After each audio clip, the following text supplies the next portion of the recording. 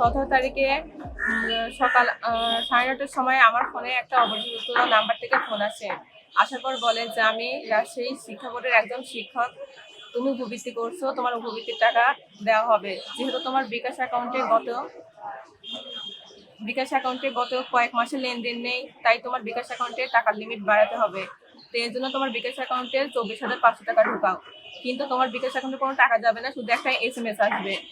আর তার আগে তারা আমার ফোনে একটা SMS দেয়, ওইখানে 6 নম্বরের একটা পিনকোড থাকে, সেটা বলতে বলে, আমি সেটা বলে দিই। তারপরে বিকাশের দোকানদারের কাছে গিয়ে আমি আমার অ্যাকাউন্টে 24,500 টাকা নেই। নেওয়ার পরে তারা আমাকে আরেকটা নাম্বার দেয় যে না, তোমার নাম্বারে দিছো, তুমি আরেকটা নাম্বারে দাও। তখন আমি তার নাম্বারে না দিয়ে আমার বিকাশ অ্যাকাউন্ট চেক করতে গেলে আমার নিজের পিন দিয়ে কাজ হয় না। তখন আমি আমার কলেজের স্যারের সাথে কথা বলি, স্যার বলছে এরকম কোনো বৃত্তির টাকা আমার ছাড়ি নাই। তারপরে থেকে ওই ফোন নাম্বার বন্ধ থাকে। গতকাল আমার আগে যে মেয়েটার সাথে এই ঘটনা হয় ফেসবুকে, সেটা দেখে আমি রাজশাহী মহানগরের ডিবি অফিসারের সাথে কথা বলি।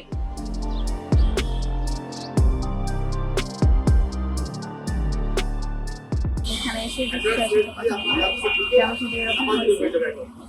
তো ডিসি স্যার আমাকে পরামর্শ দেয় যে ওর সাথে একটু কথা বলার চেষ্টা করো, যদি আগ্রহ থাকে তো কোনো মতো ওকে এখানে নিয়ে আসে। পরবর্তীতে ওই নাম্বারটা অন থাকে, ওই নাম্বারটাতেই আমি কল দিয়েছিলাম, পুরনো নাম্বার, পূর্ণ পরিচয় দিয়ে শুরু করেছিলাম যে আমি ওর সাথে কথা বলবো, ওকে আনে দেয়।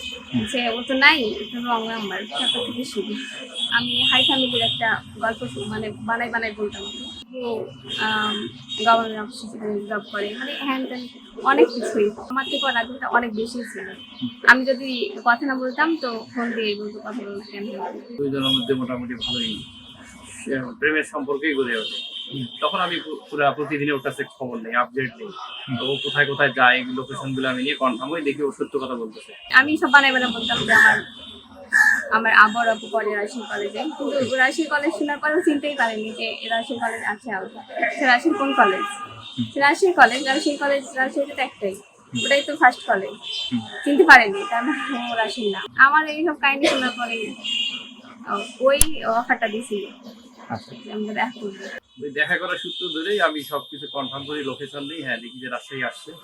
দেখা করার কথা বললে ওকে বলি তাহলে তুমি লক্ষ্মীপুরে কোথাও দেখা করতে বলো, রেস্টুরেন্টের সামনে বা রেস্টুরেন্টের ভিতরে।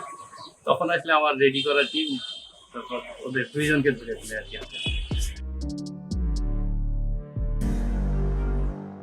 ভয় আমি পাইনি, কারণ আমি এটা করার পরে আমার মনে হচ্ছিল যে করে কত ভালো লাগবে, আর আমি যে ফোনটা করেছি এটা যেন না করে আর কি। আমরা পকেট থেকে টাকা পাই ৭৬,০০০ টাকা।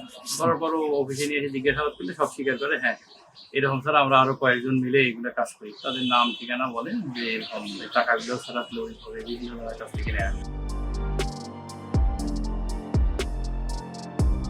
এখানে আমরা ভেরিফাই করতেছি, তো যতটুকু জানছি যে ওখানে একটা চক্র আছে। এসপি ফরিদপুরের সাথে আমি কথা বলেছি, এসপি ফরিদপুর বলছে হ্যাঁ এখানে কিছু চক্র আছে, আমরা অনেকগুলো ধরেছি, তারপরে ওরা করে। তো আমাদের সাথে কথা হয়েছে, আমরা ওই আসামিগুলো ধরতে পারবো আশা করি।